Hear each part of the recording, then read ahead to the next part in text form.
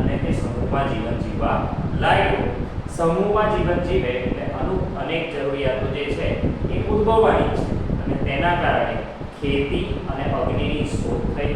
ત્યારબાદ લુહારી કામ છે, વણાટ કામ છે, દરજી કામ છે, મોચી કામ છે વગેરે બધી કળાઓ વિકસી અને ત્યારબાદ સાદા પદ્ધતિનો અમલ થવા લાગ્યો. પરંતુ ધીરે ધીરે વસ્તી વધતા સાદા પદ્ધતિમાં પણ મર્યાદાઓ આવવા લાગી અને ત્યારબાદ સર્વસ્વીકૃત માધ્યમ તરીકે નાણાંનો ઉપયોગ થવા લાગ્યો. ત્યારબાદ મિત્રો નાણાંનો ઉપયોગ તો થયો પણ સાત પર વ્યવહારો થવા લાગ્યા. ત્યારબાદ એને યાદ રાખવું મુશ્કેલ થવા લાગ્યું અને ત્યાર પછી લખવાની શરૂઆત થઈ અને જે વ્યવસ્થિત લખાણ રજૂ થયું એને નામું કહેવામાં આવે છે. ફરીથી આપણે એ જોયું કે શું નામું એ 100-200 વર્ષનો જ ઇતિહાસ છે? તો કે ના, આજથી 10,000 વર્ષ પહેલાના રામાયણની વાત કરીએ તો રામાયણમાં પણ ભરત દર વર્ષે રાજ્યનો હિસાબ રામને બતાવવા મોકલે છે. તો આ શું છે? નામાનો નિર્દેશ છે. ત્યારબાદ મહાભારતના યુદ્ધમાં યુદ્ધના ખર્ચની જવાબદારી યુધિષ્ઠિર નકુલને સોંપે છે. તો આ પણ જે છે એ નામાનો ઉલ્લેખ કરે છે. આ અકબરના શાસનમાં આઈને અકબરી જે અબુલ ફઝલ રચિત આઈને અકબરી છે એમાં પણ નામાનો ઉલ્લેખ કરેલો છે.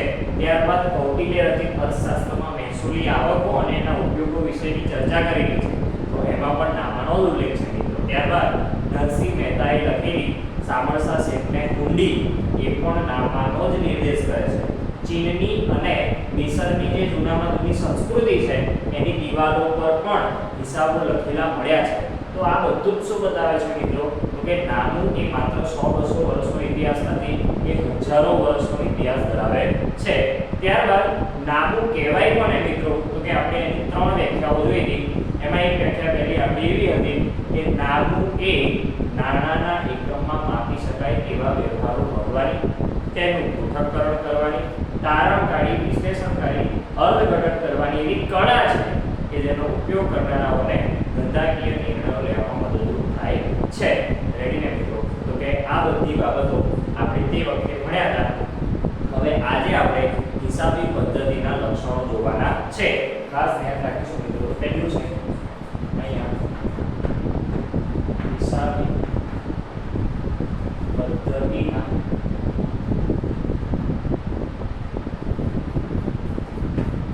લક્ષણો. તો પહેલું જ લક્ષણ છે મિત્રો નાણાકીય લક્ષણ. આપણે જે વ્યાખ્યા બોલ્યા હતા મિત્રો એમાં ખાસ ધ્યાન, નામું એ નાણાંના એકમમાં માપી શકાય તેવા જ વ્યવહારો નોંધે છે. એટલે કે આપણે કોઈ પણ વસ્તુ ખરીદવી હશે તો બદલામાં આપણે નાણું ચૂકવ્યું હશે એવા જ વ્યવહારો નોંધાશે. રેડી ને? એટલે કે માની લો કે મારી દુકાન છે, ઇલેક્ટ્રોનિકની દુકાન છે. સવારે મેં દુકાન ખોલીને એક ગ્રાહક આવ્યો અને એણે ફ્રીજનો ભાવ પૂછ્યો કે આ ફ્રીજ કેટલાની છે? તો આપણે કહ્યું 15,000ની. તો ભાવ પૂછ્યો છે પણ ફ્રીજ ખરીદી નથી, એટલે નાણાકીય વ્યવહાર ગણાશે નહીં. જે વ્યવહાર નાણાંના એકમમાં માપી શકાતો હોય એવા જ વ્યવહારોને નામામાં નોંધવામાં આવે છે. કોઈ ગ્રાહક આવ્યો અને એને આપણા માટલામાંથી પાણી પીધું, બરાબર ને? તો કે એ વ્યવહાર નોંધાશે ને, કેમ કે એને કોઈ વસ્તુની ખરીદી કરી નથી, પૈસા ચૂકવ્યા નથી. ખબર પડે ને? તો કે એ વ્યવહાર અહીંયા નોંધાતા નથી. જે વ્યવહારો નાણાંના એકમમાં માપી શકાતા હોય એવા જ વ્યવહારોને નામું નોંધે છે. અહીંયા ખાસ ધ્યાન, જે વ્યવહારો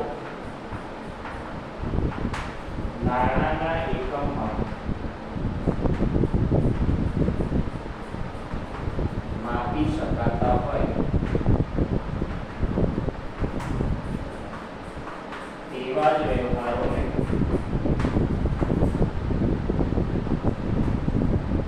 નોંધવામાં આવે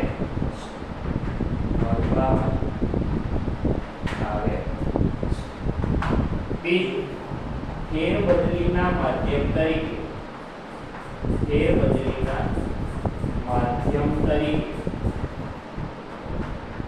નાણાંનો ઉપયોગ. બરાબર? તો અહીંયા નામામાં ફેરબદલી પદ્ધતિના માધ્યમ તરીકે નાણાંનો ઉપયોગ કરવામાં આવે છે. સાટા પદ્ધતિમાં શું હતું મિત્રો? વસ્તુના બદલામાં વસ્તુ આપવાની. બરાબર, મારે ચપ્પલ જોઈએ છે તો એના બદલામાં કોઈ વસ્તુ આપીને ચપ્પલ મેળવો. પણ અહીંયા શું છે? કોઈ વસ્તુ જોઈએ છે તો ત્યાં નાણું જ આપવું પડે છે, વસ્તુ આપવામાં આવતી નથી. અને જો વસ્તુ આપવામાં આવે તો એ નામામાં નોંધવામાં આવશે નહીં. એટલે ફેરબદલીના માધ્યમ તરીકે નાણાંનો જ ઉપયોગ કરવામાં આવે છે. યાદ રાખજો કે ફેરબદલીના માધ્યમ તરીકે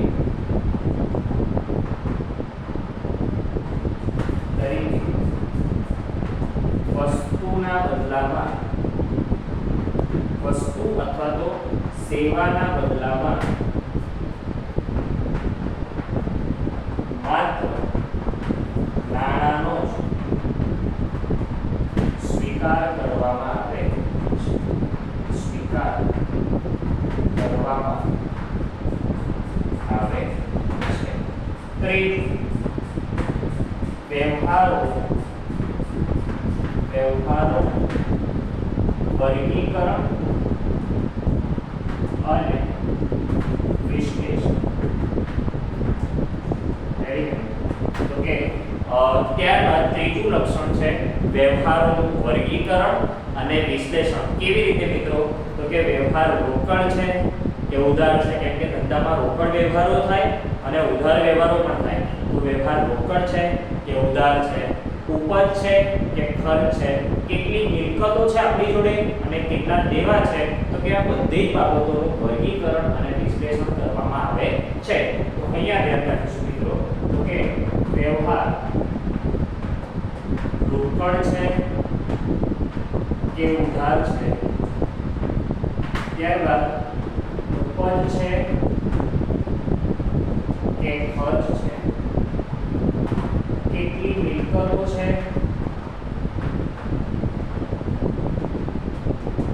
અને કેટલા દેવા,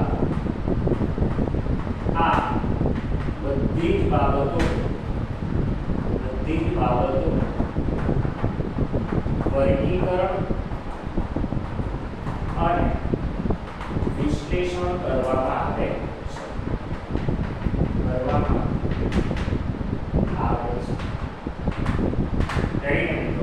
ત્યારબાદ ચોથું લક્ષણ છે આપણું, ધ્યાન રાખીશું.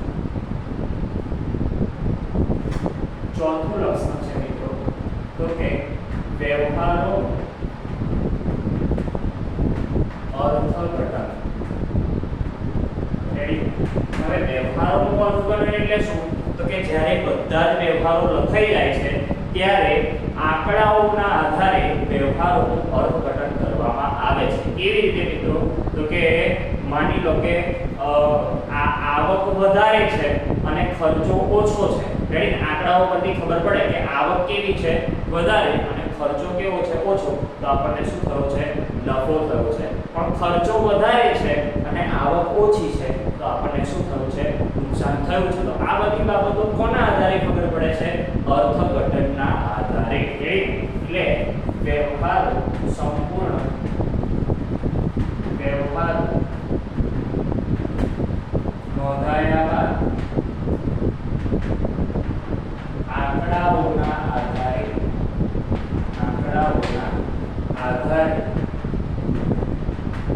અર્થઘટન કરવામાં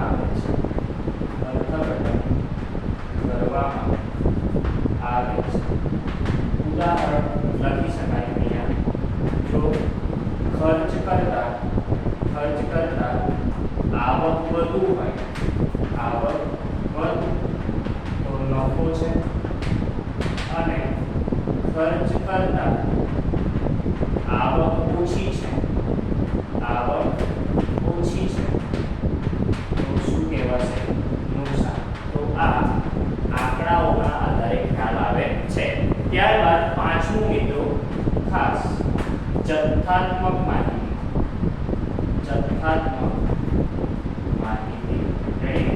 તો આંકડાઓના આધારે જે માહિતી મળે છે તેને જથ્થાત્મક માહિતી કહે છે. જથ્થાત્મક માહિતી કહેવામાં આવે છે. આગળ મિત્રો છઠ્ઠું આર્થિક નિર્ણયો. બહુ જ મહત્વનું છે આર્થિક નિર્ણયો. હવે આર્થિક નિર્ણયો એટલે શું મિત્રો? તો કે આપણા ધંધામાં લેણદારો પણ હોય, દેવાદારો પણ હોય, બેંક પાસેથી લોન લીધી હોય, તો આ જે બધા જ લોકો છે એ આપણા નામાના આધારે એટલે કે હિસાબોના આધારે આર્થિક નિર્ણયો લેતા હોય છે કે આ ભાઈને મારે લોન આપવી જોઈએ કે ના આપવી જોઈએ. રેડી ને? અથવા તો આપણી જોડે કોઈ ગ્રાહક આવતો હોય, દેવાદાર આવતો હોય, તો એની આપણી જોડે હિસાબો લખેલા હોય, તો ફરીથી જો એને ઉધાર આપવું હોય તો એ હિસાબો પરથી ખબર પડે કે આપણે મારે ઉધાર આપવું જોઈએ કે ના આપવું જોઈએ. રેડી? એટલે અહીંયા લખવું જોઈએ મિત્રો કે દેવાદારો ધંધામાં લેણદારો, દેવાદારો, સરકાર, બેંક વગેરે વગેરે હિસાબોના આધારે આર્થિક નિર્ણયો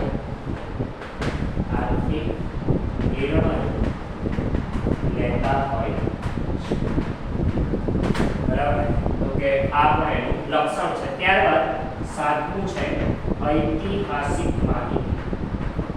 ઐતિહાસિક માહિતી રજૂ કરે છે. બરાબર? તો કે કિસ્સાઓ જે છે એ ઐતિહાસિક માહિતી રજૂ કરે છે. 10 વર્ષ પહેલાની વાત પણ જો આપણે જાણવી હોય તો એના પરથી ખબર પડે છે. પણ જો કશું લખ્યું જ ના હોય, કોઈ હિસાબો તૈયાર કર્યા જ ના હોય તો ખબર પડતી નથી. એટલે ફરીથી મિત્રો તો કે પહેલું નાણાકીય લક્ષણ એટલે નામામાં માત્ર નાણાકીય વ્યવહારો ગણવામાં આવે છે. તે બધીના માધ્યમ તરીકે નાણાંનો ઉપયોગ થાય છે. વ્યવહારોનું વર્ગીકરણ અને વિશ્લેષણ કરવામાં આવે છે. ત્યારબાદ વ્યવહારોનું અર્થઘટન કરવામાં આવે છે. ત્યારબાદ જથ્થાત્મક માહિતી, આર્થિક નિર્ણયો અને ઐતિહાસિક માહિતી રજૂ કરે છે. હવે આગળની વાત આપણે જોઈએ છીએ.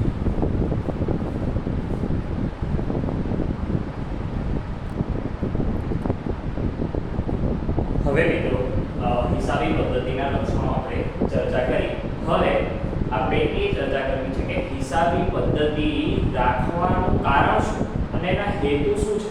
બરાબર ને? હિસાબી પદ્ધતિ ના રાખવી તો ના ચાલે. તો કે કેમ રાખવી પડે છે? તો કે એના હેતુઓની ચર્ચા હવે કરવી છે. તો કેમ રાખવામાં આવે છે એનું પહેલું કારણ છે મિત્રો, ખાસ ધ્યાન રાખીશું, કાયમી નોંધ રાખી શકાય છે. બરાબર? કાયમી નોંધ રાખી શકાય. આ એનો પહેલો હેતુ છે. એટલે કે મિત્રો જે પણ વ્યવહારો આપણા ધંધામાં બનવાના છે એ બધા જ વ્યવહારોની કાયમી નોંધ રાખી શકાય છે. એટલે કે જો નોંધ જ કરવામાં ના આવે તો પછી ઘણી બધી સમસ્યાઓ થઈ જાય છે. કેમ કે આપણે દિવસ દરમિયાન એકાદો વ્યવહાર ન થતો, કેટલા બધા વ્યવહારો થાય છે.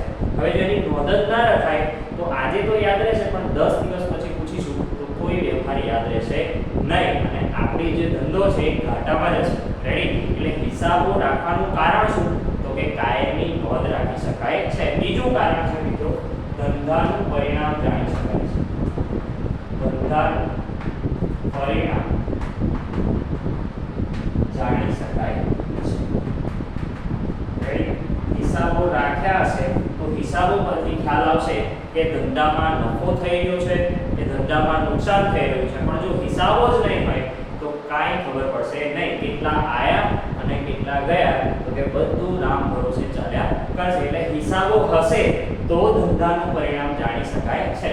ત્રીજું, ધંધાની આર્થિક સ્થિતિ જાણી શકાય છે. હિસાબો દ્વારા ધંધાની આર્થિક સ્થિતિ જાણી શકાય છે. બરાબર? કે આપણી આર્થિક સ્થિતિ કેવી છે, આપણે ફાયદામાં છે કે નુકસાનમાં છે એ આપણને ખબર પડે છે. કેવી રીતે મિત્રો? તો કે જો ધંધામાં દેવા કરતા મિલકતો વધુ હોય તો સ્થિતિ કેવી છે? સારી છે. સ્થિતિ કેવી છે? સારી છે. પણ દેવા કરતા, પરંતુ જો દેવા કરતા મિલકતો ઓછી હોય, મિલકતો ઓછી હોય તો ધંધાની સ્થિતિ સારી નથી. બરાબર? તો કે આ બધું ક્યાંથી ખબર પડે છે? હિસાબો લખ્યા હશે તો મને ખબર પડશે કે મારી જોડે આટલી મિલકતો છે અને મારી જોડે આટલા દેવા છે, અને પછી ખબર પડશે કે મારા ધંધાની આર્થિક સ્થિતિ સારી છે કે ખરાબ છે. ત્યારબાદ ચોથું મિત્રો, અંદાજપત્રો. રેડી ને? અંદાજપત્રો તૈયાર કરી શકાય છે. તૈયાર કરી શકાય છે જો મારી જોડે વ્યવસ્થિત પ્રમાણમાં જે હિસાબો છે એ લખેલા હશે તો આવનારા ભવિષ્ય માટે હું મારા ધંધા માટે જે છે અંદાજપત્ર તૈયાર કરી શકું છું કે મારે આવનારા વર્ષોમાં આટલી વસ્તુ લાવવાની છે અને આટલી વસ્તુ લાવવાની નથી, અથવા તો કંઈક નવું કરવાનું છે, તો એના માટે હિસાબો લખવા ખૂબ જ જરૂરી છે. ત્યારબાદ પાંચમું છે મિત્રો, સરકારી કરવેરા નક્કી કરવા માટે. બરાબર? સરકારી કરવેરા મારે કેટલા ભરવાના થાય છે મારી આવકના આધારે ખબર પડે છે. આપણે વેરા શેના આધારે ભણીએ છીએ? મારી આવકના આધારે. જો આવક જ ખબર નહીં હોય તો કરવેરા ભરાઈ શકાશે નહીં. તો આવક ખબર ક્યાંથી પડે?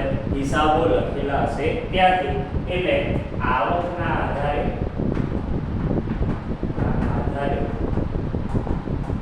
કરવેરા નક્કી થતા હોય છે. હિસાબો લખવા એ ખૂબ જ જરૂરી છે. ત્યારબાદ છઠ્ઠું છે મિત્રો, ભૂલો અથવા તો છેતરપિંડીને રોકવા માટે. બરાબર? જો આપણી જોડે વ્યવસ્થિત હિસાબો લખેલા હશે તો હિસાબોમાં અથવા તો ધંધામાં થતી ભૂલો અને છેતરપિંડીને રોકી શકાય છે. બરાબર? ત્યારબાદ છે મિત્રો તો કે દેવા અને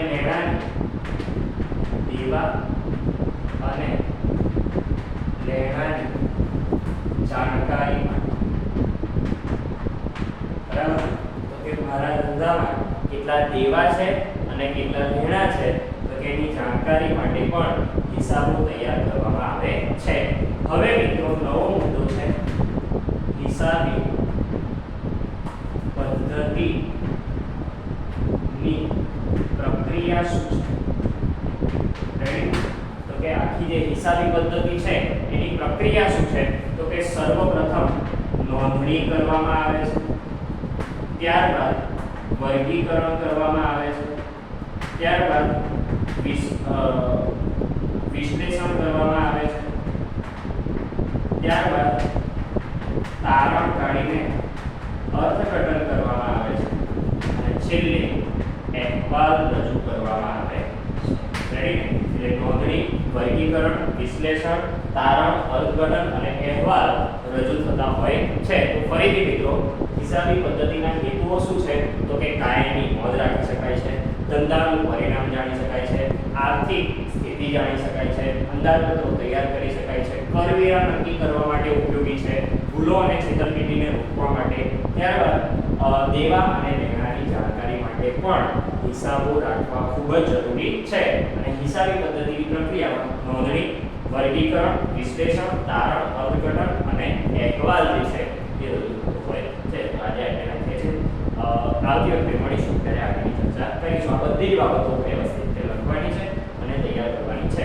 આ બધી બાબતો છે એ આપણું જે કોમર્સનું મકાન બનવાનું છે એનો પાયો છે. એટલે પાયો જો મજબૂત નહીં હોય તો મકાન નીચે આવી જશે. એટલે જે બધી જ બાબતો છે એને સિરિયસલી રીતે ભણીશું.